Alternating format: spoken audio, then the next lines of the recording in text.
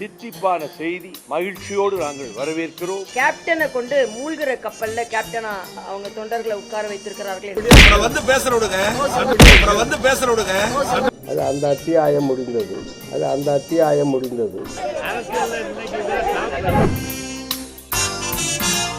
Welcome to politics பேசுறாங்க.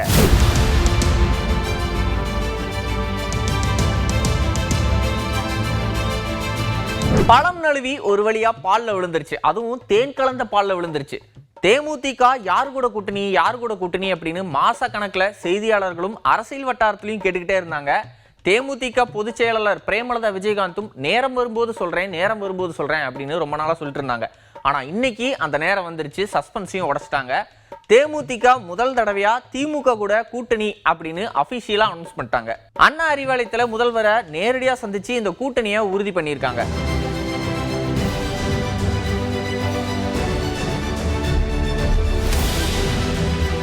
இந்த கேப்ல எல்லா சேனல் ரிப்போர்ட்டர்ஸ்களும் கேமராமேன்களும் பார்க்குறவங்களும் தான் வந்து பரபரப்பா இருந்தாங்க. ஆனா அவங்க கேஷுவலா தான் இருந்தாங்க.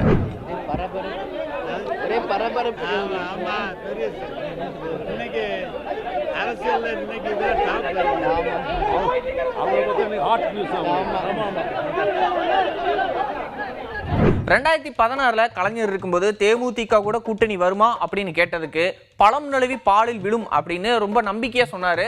ஆனா அப்ப கூட்டணி அமையல. 10 வருஷம் கழிச்சு இப்பதான் அந்த கூட்டணி அமைஞ்சிருக்கு அப்படின்னு சொல்றாங்க. இந்த கூட்டணி நான் எப்பவும் சொல்றது போல எங்க கழக மாவட்ட செயலாளர்கள், நிர்வாகிகள், தொண்டர்கள் விருப்பம் இந்த முறை திமுகவுடன் கூட்டணி வைக்க வேண்டும் என்பதுதான்.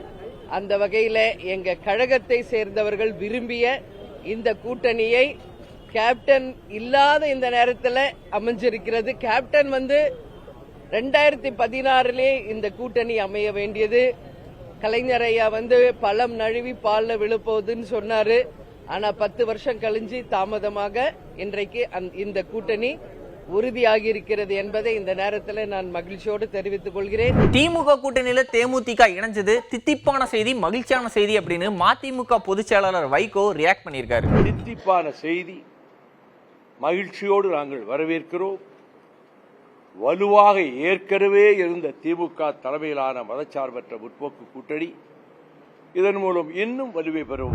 ஆக மொத்தம் 2016 உருவான மொத்த மக்கள் நல கூட்டணியும் இப்ப திமுக இணைஞ்சிருக்காங்க. தேமுதிக எப்படியும் என்டிஏ கூட்டணிக்கு தான் வருவாங்க அப்படின்னு ரொம்ப எதிர்பார்த்து இருந்தாங்க. இப்ப திமுக பக்கம் போயிட்டதால இபிஎஸோட ரியாக்ஷனே மாறிடுச்சு.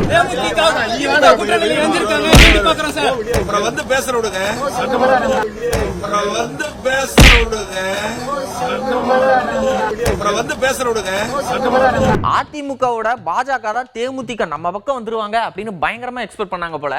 எப்படி நம்ம கூட்டணி ஆட்சி தான் ஜெயிச்சிரும் அப்படின்னு ஆசையில் இருந்திருக்காங்க. ஆனா தேமுதிக திமுக பக்கம் போனதால பயங்கரமா அப்செட் ஆகி கேப்டனின் ஆன்மா மன்னிக்காது அப்படின்னு காட்டமா விமர்சனம் பண்ணியிருக்காங்க. எம்ஜிஆர், ஜெயலலிதா, விஜயகாந்த் இப்படி இவங்களோட பயணிச்ச முக்கியமான அரசியல் புள்ளியா இருந்தவர் பன்ருட்டி ராமச்சந்திரன். பல தோல்விகளுக்கு அப்புறம் ஓபிஎஸ் உடைய அரசியல் ஆலோசகராக இருந்தாரு. அதே மாதிரி அதிமுகவை மீட்கிற முயற்சியில இறங்கி இருந்தாரு. ஆனா எதுவுமே செட் ஆகாததால இப்ப புது அவதாரம் எடுக்கலாம் அப்படின்னு முடிவு பண்ணி புது கட்சி ஆரம்பிச்சிருக்காரு. அந்த கட்சிக்கு பேர் என்ன தெரியுமா? எம்ஜிஆர் அண்ணா திராவிட முன்னேற்ற கழகம் அப்படின்னு வச்சிருக்காரு. முக்கியமான விஷயம் என்னன்னா இந்த கட்சி எந்த தேர்தலையுமே போட்டியிடாதாமா அப்படின்னு எமோஷனலா பேசியிருக்காரு. முதலில் சமத்துவ சம வாய்ப்பு சமுதாயம், அதை நோக்கி செல்ல வேண்டும். அதுதான் நம்முடைய குறிக்கோள். அதற்கு நாம் கையாள வேண்டியது அறநிலை அரசியலாகும். எந்த அடையாளம் கொண்டு இந்த ஜாதியோ இந்த மதமோ இந்த இனமோ என்று அரசியலை கையாட்டாமையானால் அதில் அழிவுதான் ஏற்படும். இதையெல்லாம் எண்ணி பார்த்துத்தான் ஒரு புதிய இயக்கமாக நம்மை வளர்த்த ஆளாக்கி அறிஞர் அண்ணா அவர்கள் என்னை அரசியலுக்கு அழைத்தார். புரட்சித் தலைவர் எம்ஜிஆர் என்னை அரசியலில் வளர்த்தார். ஆகவே அவர்கள் எல்லாம் கற்றுத்தந்த பாடங்களின் அடிப்படையில் எல்லோரும் இன்பமுற்று வாழ்வதற்கேற்ற ஒரு சூழ்நிலையை நாம் உருவாக்க வேண்டிய வரலாற்று கட்டாயம் என்று ஏற்பட்டிருக்கிறது. அந்த கடமையை செய்வதற்குத்தான் இந்த அரசியல் இயக்கமே தவிர வேறு அல்ல. தேர்தலில் வெற்றி பெற்று ஆட்சியை பிடிக்க வேண்டும் என்பது நம்முடைய நோக்கம் அல்ல. இந்த இயக்கம் தேர்தலிலே ஈடுபடாது. இந்த இயக்கம் ஒரு நல்ல சமுதாயத்தை உருவாக்க ஒரு அரசியல் நெடும் பயணத்தை தமிழ்நாட்டு மக்களுக்கு தரும். எங்களிலே யாரேனும் தேர்தலிலே போட்டியிட வேண்டும் என்று விருப்பப்பட்டால் இதே கொள்கைக்கு ஒத்து வரக்கூடிய இயக்கத்திலே அவர்களுடைய ஆதரவை பெற்று அவர்களுடைய சின்னத்தை பெற்று அங்கே சுயேட்சையாக போட்டியிடலாம். ஆனால் இந்த இயக்கம் போட்டியிடலாம். இது நீண்ட நெடிய இயக்கம். நான் சொல்லுகின்ற லட்சிய பாதையிலே இன்று நேற்றல்ல இன்னும் பல ஆண்டுகளுக்கு நடைபோட்டு நாம் உன்னத சமுதாயமாக மலர்வதற்கு இன்றைக்கு நாட்டுவது அடிக்கல் தான். ஓபிஎஸ் விட்டுட்டு வந்துட்டீங்களே அப்படின்னு கேட்டதுக்கு அந்த சாப்டர் அவ்வளவுதான் முடிஞ்சு போச்சு, எங்க இருந்தாலும் வாழ்கன்னு வந்துட்டோம் அப்படின்னு சொல்லிட்டாரு. எல்லாரையுமே உடனடிச்சுதான் அவர் ஒரு சட்ட போராட்டத்தில் நடத்திருந்தாரு. தொண்டர்கள் உரிமை நடத்தினாரு. எல்லாத்தையும் நீங்க ஒருங்கிணைப்பாளராக திடீர்னு இப்ப அவர்கிட்ட இருந்து எல்லாமே விலகி போயிட்டு நீங்களே இப்ப ஒரு புது இயக்கத்தை தொடங்கிருக்கீங்களே, இது எப்படி இருக்கு? அது அந்த அத்தியாயம் முடிந்தது. That chapter is over. எந்த அத்தியாயம்? OPS chapter. தொடர்ந்து அவருடைய இக்கட்டான சூழ்நிலைகள்ல கூட இருந்தீங்க. இப்ப தேர்தல்ங்கிறது முக்கியமான நேரம். அப்ப அவர் இல்ல அதாவது அரசியல் என்பது ஒருவருக்காக அல்ல, அரசியல் என்பது மக்களுக்காக. ஆக ஒருவர் என்ன ஆகிறார் என்பது முக்கியமல்ல, நாடு நாட்டு மக்கள் என்ன ஆகிறார்கள் என்பது முக்கியம். என்னை பொறுத்தவரையிலே நாடு இன்றைக்கு ஒரு முக்கியமான கட்டத்தில் இருக்கிறது. இந்த நேரத்திலே ஒரு நல்ல அரசியலை நாம் எடுத்து செல்ல வேண்டும். அதுதான் நம்முடைய கடமை.